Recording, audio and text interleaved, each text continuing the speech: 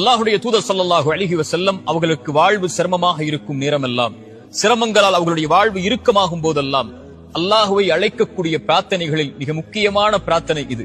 யா ஹய்யு யா கய்யூம், உயிருள்ளவனே நிலையானவனே, பிரஹ்மதிக அஸ்தகீது, உன் அருளை கொண்டு உன்னிடத்திலே உதவி தேடுகிறேன், உன் ரஹ்மத்தை கொண்டு உன்னிடத்திலே பாதுகாப்பை தேடுகிறேன் என்று அல்லாஹ்வுடைய தூதர் ஸல்லல்லாஹு அலைஹி வஸல்லம் சொல்வார்கள். ஏன் அல்லாஹ்வுடைய தூதர் தன்னுடைய சிரமமான நேரத்தில் அல்லாஹ்வை அழைக்கும் போது அல் ஹை அல் கய்யூம், நீ உயிருள்ளவன் நிலையானவன் என்று அழைக்கிறார்கள் தெரியுமா?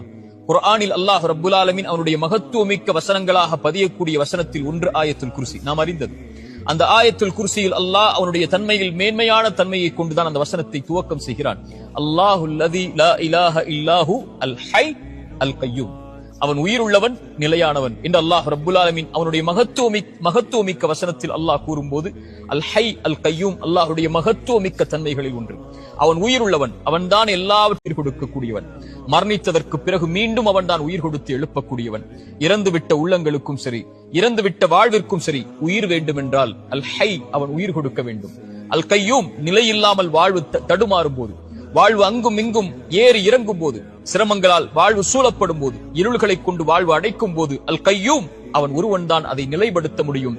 அதனால்தான் அல்லாஹ்வுடைய தூதர் சொல்வார்கள், யா ஹய்யு யா கய்யூம், உயிருள்ளவனே நிலையானவனே, பிரஹ்மதிக அஸ்தகீது, உன் அருளை கொண்டு உன்னிடத்திலே உதவி தேடுகிறேன்.